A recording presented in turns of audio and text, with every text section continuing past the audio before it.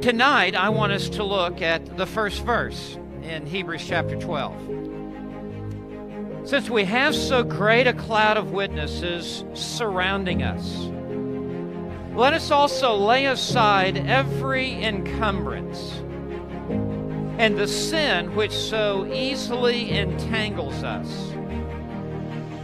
And let us run with endurance the race that is set before us, fixing our eyes on Jesus, the author and perfecter of faith, who for the joy set before him endured the cross, despising the shame, and has sat down at the right hand of the throne of God. We can't be passive. We cannot be complacent. We've got to be in the race. And we've got to pursue holiness with all of the might by the grace of God that we can possibly give. Christian life is the agony. It is the long-term marathon for the rest of your life.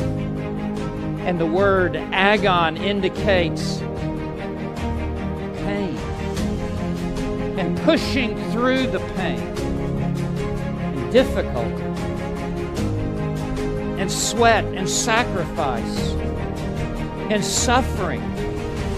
This is the part of the Christian life of which we need to be reminded tonight. That it's not let go and let God. A passive Christianity that neuters us of human responsibility.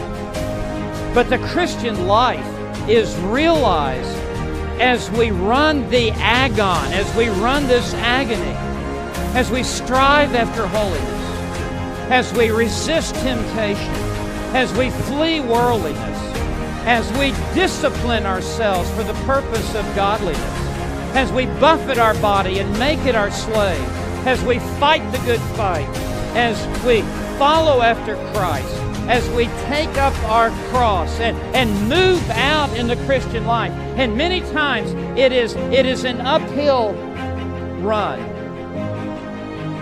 Sanctification is not a passive thing. It is like running a race. It involves our pressing on to what lies ahead, to widening our stride and picking up our pace and pumping our knees and pressing through the pain. Running necessitates that you not remain where you are, but that you take decisive steps of faith and you move forward in order to advance in godliness.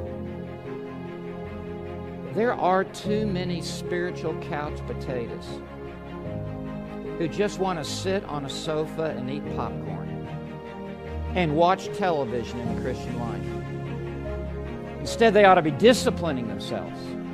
They ought to be disciplining themselves in prayer, disciplining themselves in the Word of God, disciplining themselves in coming to church, disciplining themselves in serving God, disciplining themselves in witnessing, disciplining themselves in giving of their resources to the Lord's work.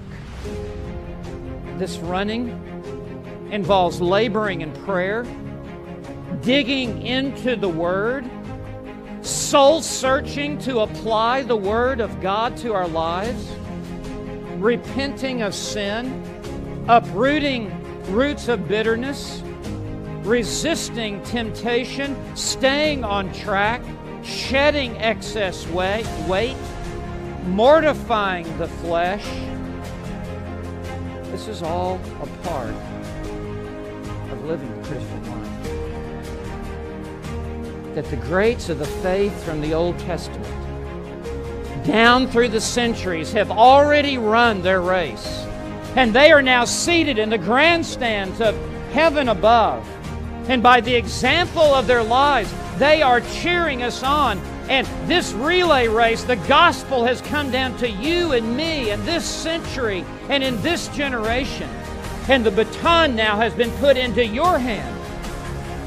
And there's the blood of the martyrs on this baton.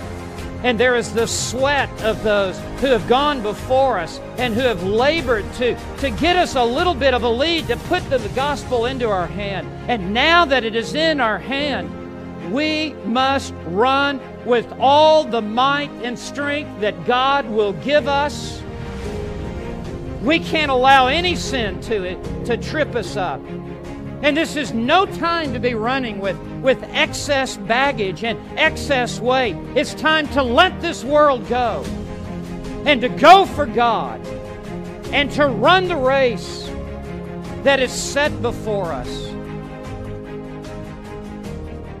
And there is coming a final day when we will stand at the judgment seat of Christ, and the judge of heaven and earth will be seated, and every runner in the race on that last day will stand before the Lord as if there had never been another runner on the track. And our entire life will come under review. No sin will appear in that day, but how we ran the race will be the subject of that examination. Did we pursue holiness? Did we turn our back to the world? Did we press on to the upward call of God? Did we invest our life in the things of God? And He will take the crown of life, the Stephanos, and place it upon the heads of those who have run the race to win. And He will say, "Well done, good and faithful servant."